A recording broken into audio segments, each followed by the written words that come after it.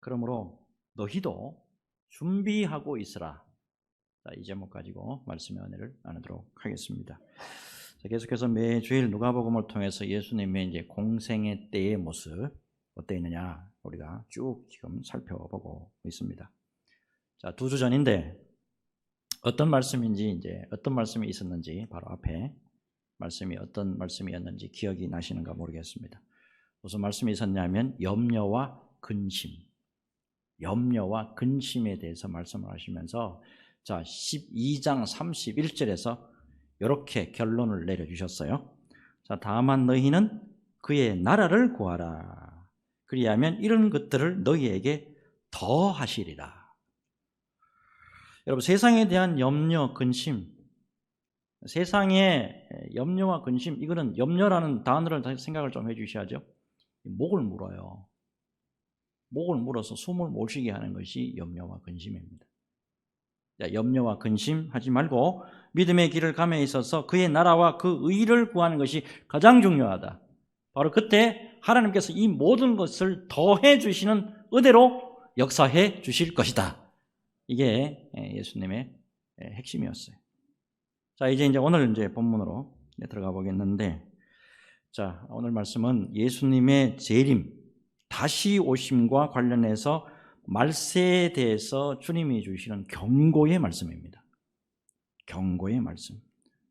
특별히 말세에 대해서 말씀이 나올 때, 종말, 말세에 대해서 말씀이 나올 때 반드시 따라 나오는 말씀이 있어요. 그게 뭐냐면 깨어있어라. 깨어있어라 이거예요. 37절도 한번 보세요. 37절도 보면 주인이 와서 깨어있는 것을 보면 그 종들은 복이 있으리로다 했습니다. 자, 여러분, 이 깨어있으라 여기에 해당하는 헬라어가 있습니다. 자, 깨어있으라에 해당하는 헬라어가 뭐냐면 그레고레오입니다. 이건 기본적으로 주의한다, 정신 차린다 이런 뜻을 가지고 있고, 무엇보다도 그레고레오라고 하면 항상 예수님만, 항상 주님만 바라보고 있어야 합니다 라고 하는 뜻도 아울러서 포함되어 있습니다. 언제나 예수님만 바라보면, 언제나 예수님만 바라볼 줄 안다고 한다면 무엇보다도 우리가 주의할 수 있고 정신 차릴 수도 있고 이 시대를 분별할 수도 있고 또 어떠한 외부의 영향이 오더라도 흔들리지 않아요. 왜요? 예수님이 우리 교회를 지켜주시고 우리 가정을 지켜주시고 나의 믿음을 지켜주시니까. 이 믿음 때문에 그렇잖아요. 자, 그런 의미에서 오늘 말씀도 굉장히 중요합니다. 여러분, 무엇보다도 중요한 것은 예수님이 반드시 다시 오신다는 거예요. 예수님이 반드시 다시 오신다. 자, 그렇다면 예수님을 우리가 기다리는 사람들인데, 그렇다면 어떤 믿음의 모습으로 기다려야 하느냐라고 하는 거예요. 자, 35절부터 봅시다. 허리에 띠를 띠고 등불을 켜고 서 있으라. 여러분, 이 말씀 바로 앞에 말씀하고 연장선에 있는 말씀이죠. 31절에 자, 너희는 그의 나라를 구하라. 그리하면 이런 것들을 너희에게 더하시리라. 믿음의 사람들이, 예수 믿는 사람들이 하나님의 나라를 위해서 어떤 모습으로 있어야 된다고요? 자, 보세요. 허리에 띠를 띠고 등불을 켜고 서 있으라. 예수님의 말씀입니다. 여러분, 중동 사람들의 옷 한번 보세요. 어때요? 일단 길어요, 그죠? 그 다음 통이요, 넓어요. 여행할 때나 노동할 때 옷을 허리까지 걷어 올리고 허리에 띠를 띄어야 되는 거예요. 특별히 허리에 띠를 띠라는 말씀은 뭐냐면 항상 깨어서 일하는 자세를 견지해라, 이런 의미로 주신 말씀이에요. 일하는 자세. 자, 그 다음에 등불을 켜고 서 있으라 그랬죠. 등불을 켜고 서 있으라. 어두운 동안에서도, 어두운 가운데서도 활동할 수 있도록 준비를 하고 있으라. 정리해보면 성도로서 주님이 다시 오실 것을 대비하는 자세, 자, 바로 깨어서 일하는 자세여야 되는데, 깨어서 일하는 자세여야 되는데 항상 언제든지 활동할 수 있는, 그리고 언제든지 일할 수 있는 자세, 이게 바로 깨어있는 자세입니다. 자, 그런 의미에서 저희들이 하나님의 은혜를 받기 위해서 몸부림치고 또요 능력 받기 위해서 기도에 집중하잖아요. 왜 은혜를 받아야 됩니까? 예? 왜 능력을 받아야 됩니까? 왜 기도 많이 해야 됩니까? 오늘 말씀 보면 언제든지 움직일 수 있도록 하기 위해서, 언제든지 일할 수 있도록, 언제든지 깨어있을 수 있도록 하기 위해서 라고 하는 것을 우리가 깨달을 수가 있어요. 최근 들어서 저는 TV 드라마 잘 안 봐요. 집사람이 보더니만 굉장히 좋대요. 보다가 보니까 굉장히 복음적이야. 복음적인 드라마. 이 이제 여자 주인공인데 들어가기 힘든 회사입니다. 들어가기가 참 어려운 어느 회사에 여자 주인공이 스펙이 부족합니다. 또 경험도 없습니다. 거의 없어요. 그럼에도 불구하고 특별하게 은혜로 채용이 됩니다. 자신의 부족함을 너무나도 잘 알아요.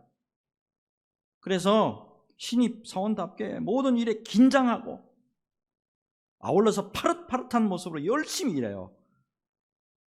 그런데 이 여직원과 함께 일하는 직속 상관, 근무한 지 오래되고 경험이 상대적으로 많은 이 사람의 경우에 감각이나 모든 면에서 느슨합니다. 중요한 것은 바로 이때 그 회사 최고 경영자가 나타납니다. 그리고 여사원에게 갑작스러운 질문을 해요. 자, 그 여직원 생기발랄하고 재치있게 경영자가 묻는 말을 이미 캐치를 해요. 의도가 뭔지 잘 알아요. 딱 알고 대답 기가 막히게 잘합니다. 근데 오래된 직원 감각이 무뎌요. 이 최고 경영자가 의도하는 바가 뭔지 잘 못 깨달아요. 문제는 근무한 지 오래되지 않은 이 신입사원은 실수가 거의 없는데 오래된 직원이 오히려 문제를 일으키는 어처구니 없는 일이 발생하기도 하더라는 거예요. 자, 이러한 모습을 우리 신앙생활에 이렇게 적용할 수 있을 겁니다. 여러분, 처음 은혜를 받고 처음 예수 믿고 처음 직분 받고 처음 하나님의 은사를 맛볼 때 얼마나 기쁩니까? 그때는 전부 다 누구나 다 깨어있는 모습 그대로 아닙니까? 그죠? 누구나 봐도 신실한 모습이에요. 문제가 시간이 지나고 난 다음에 시간이 지나고 난 다음에 오래돼 버려가지고 묵은 신앙이 되면서, 그렇게 되면 무슨 문제가 발생하냐 하면 처음 사랑, 첫사랑의 모습이 안 보인다인 거예요. 자, 여러분, 이거 멀리 쳐다보면 안 됩니다. 이거 나를 쳐다봐야 됩니다. 여러분, 우리는 어떻습니까? 요한계시록 2장을 보잖아요. 요한계시록 2장을 보면 에베소 교회를 향해서 주님이 아주 호통치는 말씀이 나옵니다. 자, 당시에 에베소 교회, 자, 그 당시에 에베소 교회가 있었던 곳이 이 터키 지방, 투르키의 소아시아 지방 아닙니까? 그 가운데서 대형 교회입니다. 대형 교회 수많은 성도들이 있었는데 놀랍게도 시간이 오래 지나면서 묵은 신앙으로 변합니다. 첫사랑이 없어져요. 이때 주님이 이렇게 말씀하십니다. 요한계시록 2장 4절 5절. 그러나 너를 책망할 것이 있나니 너의 처음 사랑을 버렸느니라. 그러므로 어디서 떨어졌는지를 생각하고 회개하여 처음 행위를 가지라. 만일 그리하지 아니하고 회개하지 아니하면 내가 내게 가서 네 촛대를 그 자리에서 옮기리라. 말씀의 뉘앙스를 잘 생각해 보시기 바랍니다. 이거 편안하게 권면하듯이 달래듯이 하는 말씀일까요? 추상 같은 호통일까요? 다시 한번 보세요. 만일 그리하지 아니하고 회개하지 아니하면 내가 너에게 가서 네 촛대를 그 자리에서 그냥 확 옮겨버리리라. 추상 같은 책망입니다. 사랑의 하나님이잖아요. 예? 7번씩 70번도 용서해 주시는 우리 주님 아닙니까? 그런데 첫사랑이 식어버리고 묵은 신앙으로 가니까 어때요? 추상 같은 호통이 임한단 말입니다. 여러분, 우리는 지금 어느 위치에 서 있습니까? 처음 사랑의 때를 간직하고 있습니까? 깨어있고 싱싱한 신앙의 첫 출발할 때의 모습입니까? 아니면 묵은 신앙, 감각 없고 무디고 처진 그런 모습일까요? 네 촛다리를 그 자리에서 내가 옮기리라. 예수님의 준엄한 음성 들을 수 있으시기를 바랍니다. 자, 이어서 이제 36절 한번 계속 볼게요. 자, 너희는 마치 그 주인이 혼인집에서 돌아와 문을 두드리면 곧 열어주려고 기다리는 사람과 같이 되라. 이스라엘, 여러분 혼인잔치에 대한 설교 많이 들어보셨죠? 이스라엘의 혼인잔치는 거의 100% 밤에 이루어집니다. 그리고 며칠 동안 계속합니다. 자, 이 주인이 결혼식에 참석을 했죠. 돌아올 때까지 종은요, 허리띠 딱 졸라매고 등불 딱 켜고 서서 기다리고 있어야 돼요. 그래서 여차에서 주인이 딱 오시면 문을 바로 열어드려야 된다고. 바로 종의 신분으로서 해야 할 당연한 의무가 바로 이거예요. 종은 주인을 위해서 일해야 되는 사람이에요. 종은 주님을 위해서 일해야 되는 사람이라고. 의무를 다해야 됩니다. 그래야 예수님의, 주님의, 하나님의 은혜를 입을 수가 있다 이 말이에요. 자, 근데 귀한 말씀이 이어지죠. 종으로서 그냥 의무만 다했을 뿐입니다. 종으로서 의무만 다했을 뿐인데 어느 정도까지 주인이 은혜를 베풀어 주시느냐. 이거 굉장한 말씀이 또 이어집니다. 37절에 주인이 와서 깨어 있는 것을 보면 그 종들은 복이 있으리로다. 내가 진실로 너희에게 이르노니 주인이 띠를 띠고 그 종들을 자리에 앉히고 나와서 수종 들리라. 종으로서 그냥 의무 다했을 뿐입니다. 목사로서 해야 될 일이니까. 자, 장로님으로서, 안수 집사님으로서, 권사님으로서, 집사님으로서, 성도로서, 청년으로서 의무를 다했을 뿐인데 주님이 오히려 띠를 띠십니다. 주님이 오히려 일하시려고 허리에 띠를 띠시고 신실한 성도들을 섬겨 주시겠다는 거예요. 오늘 말씀에 가만히 보면 주님의 의도를 깨달을 수가 있습니다.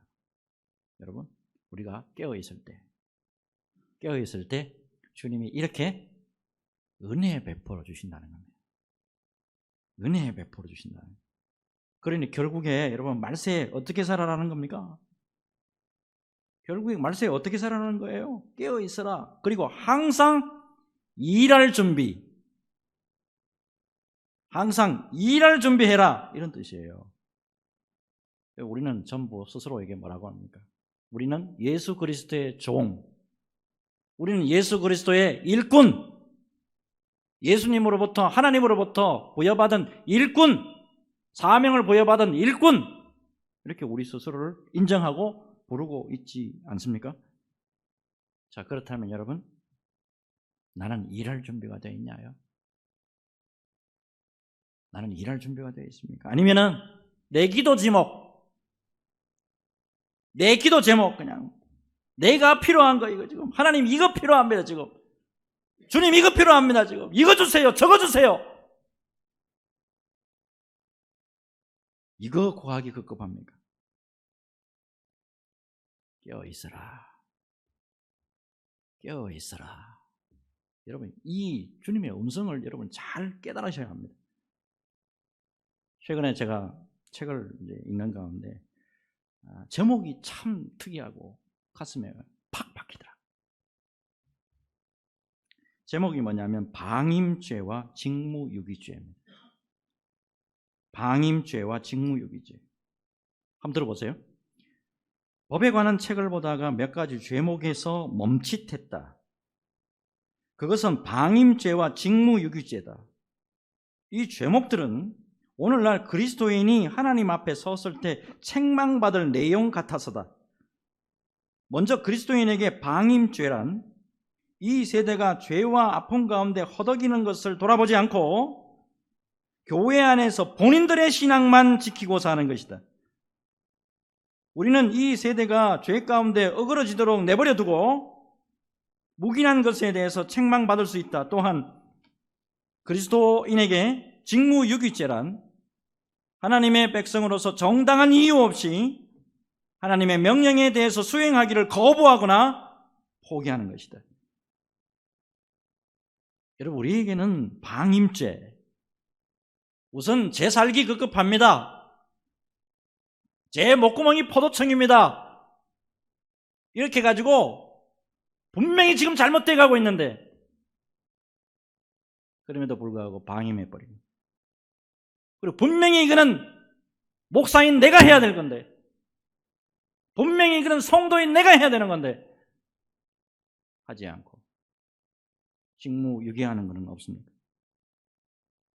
여러분, 특별히 오늘 이 시간에 나는 처음 사랑을 지닌 신앙으로 살아가느냐, 아니면 나는 지금 벌써 묵은 신앙으로 넘어와 버렸느냐,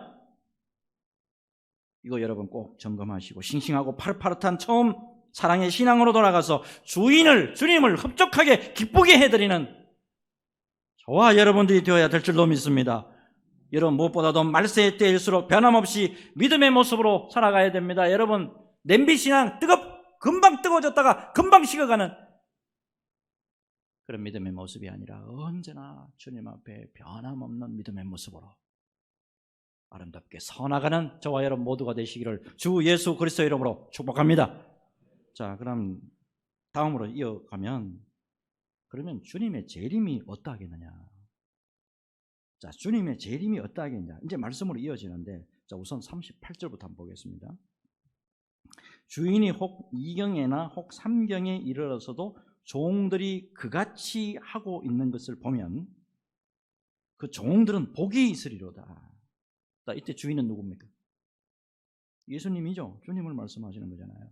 2경은요, 2경 로마 시간으로 밤 9시부터 12시, 3경은요 밤 12시부터 새벽 3시까지입니다.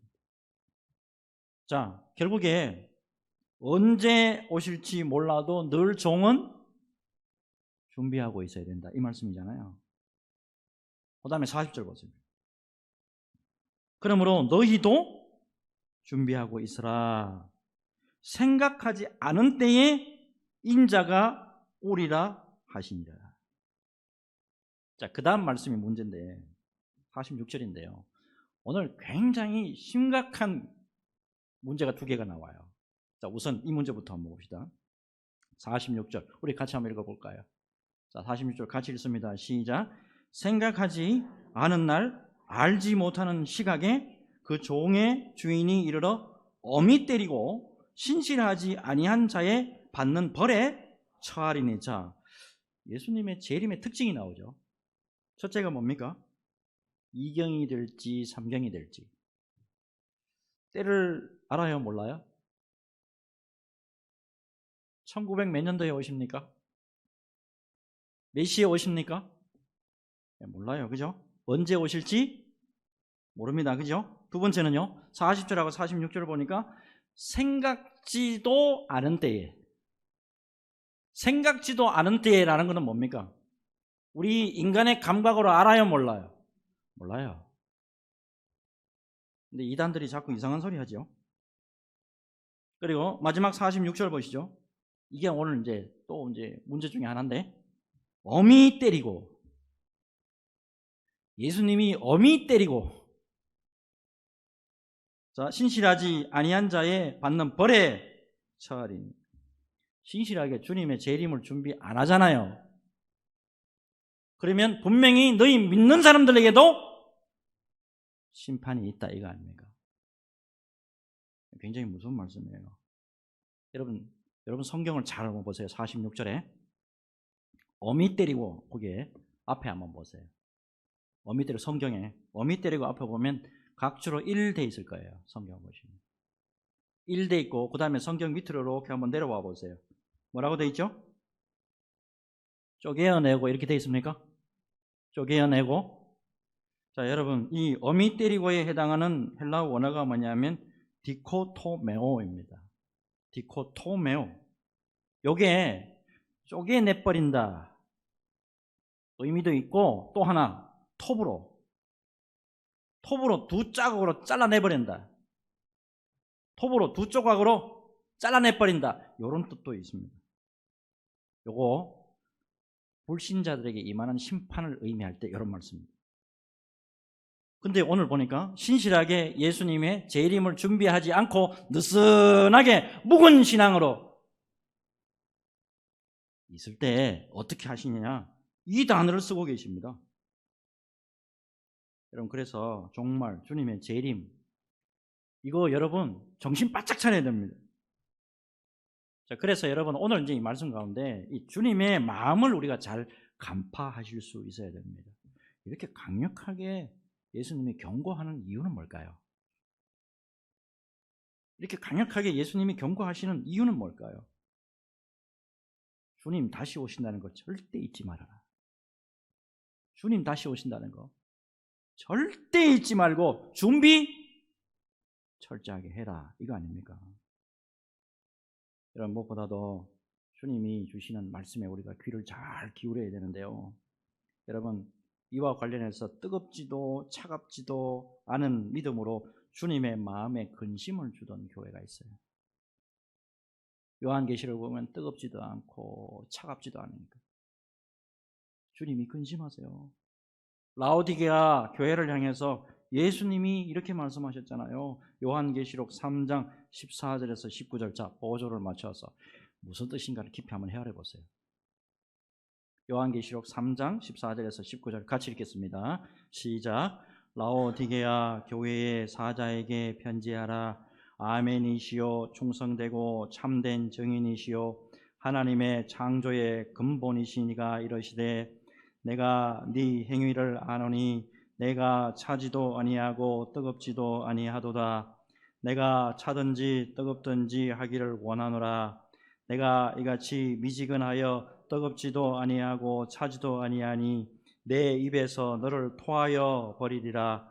내가 말하기를 나는 부자라 부요하여 부족한 것이 없다 하나 내 공고한 것과 가련한 것과 가난한 것과 눈먼 것과 벌거벗은 것을 알지 못하는도다.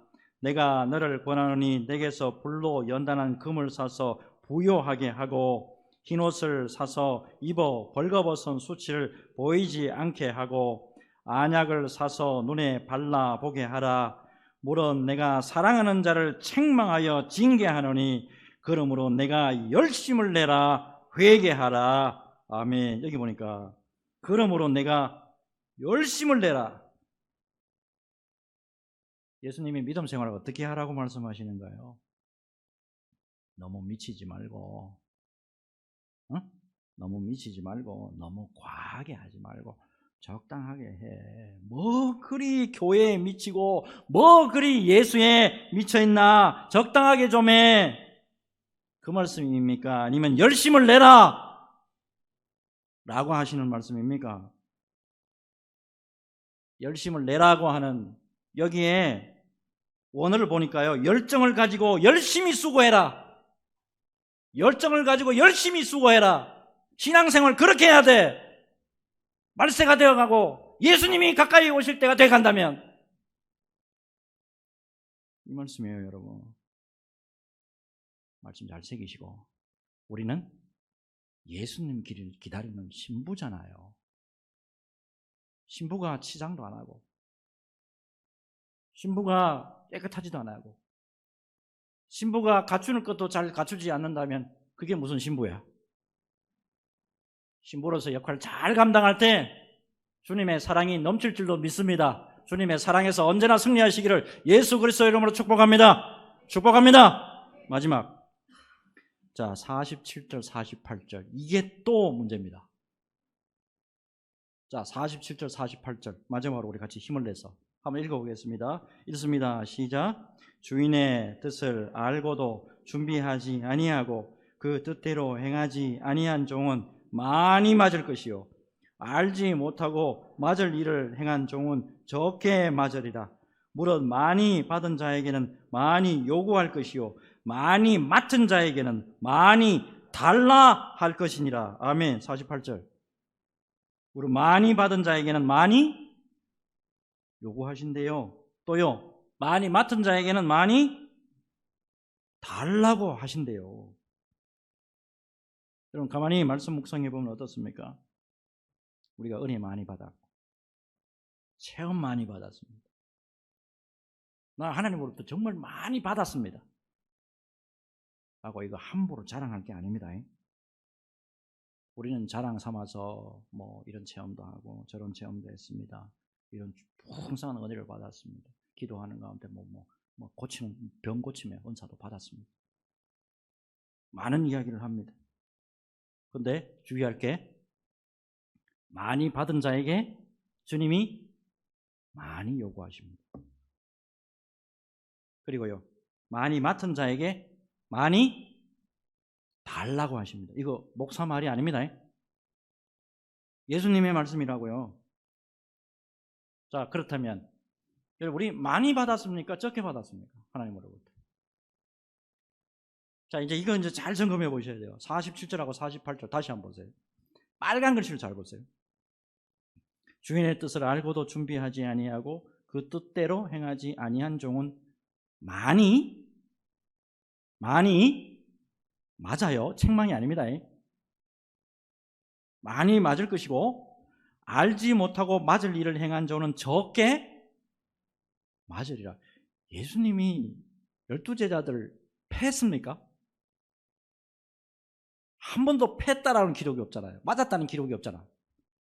여기는 많이 맞아요. 많이 맞고 적게 맞고 이렇게 표현하신다고요. 주님의 뜻을 아는데 수없이 들어왔잖아요. 예? 지금까지 수없이 들어왔잖아.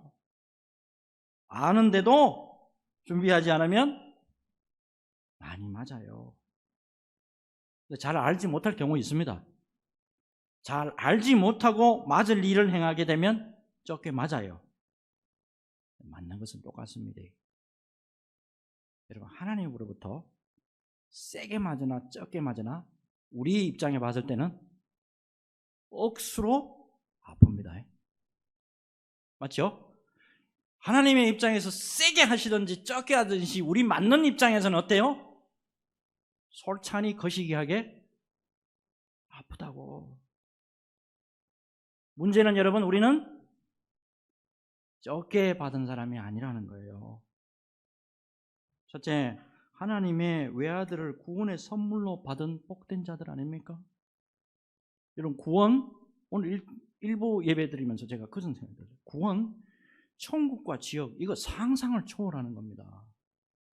이거 값없이 소위 말하는 공짜로 받았잖아요.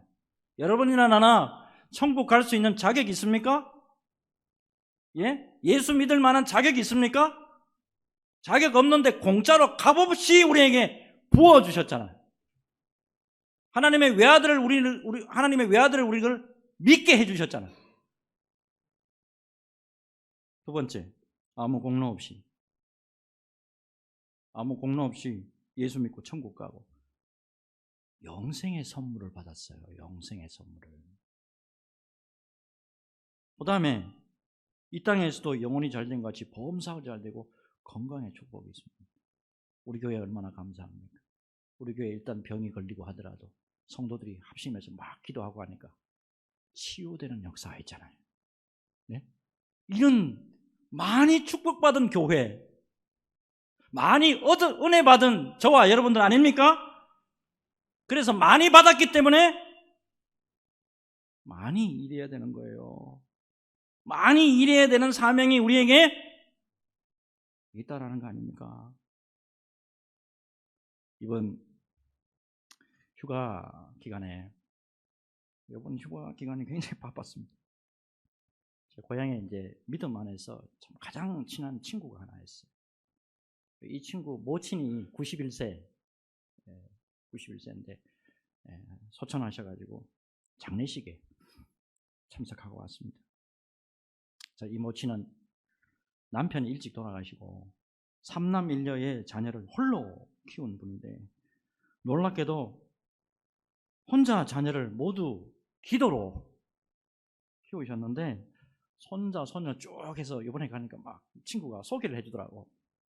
한 20, 30명 쫙 둘러서 있는데 그거 인사받다가 눈물이 팍 나더라고. 왜요? 그 모친 생각이 나가지고. 그 모친이 살던 집하고 교회하고 거리가 같은 고향 지역인데도 불구하고 거리가 상당히 했습니다. 그 어머님이 교회 다닐 때 버스를 2번 내지 3번 갈아타야 돼. 그런데 주일 예배를 한 번도 안 빠지고. 그 교회는 특징이 있습니다. 감리교단인데도 불구하고 1년 365일 기도하라고 교회 문을 기도실을 따로 열어놔요.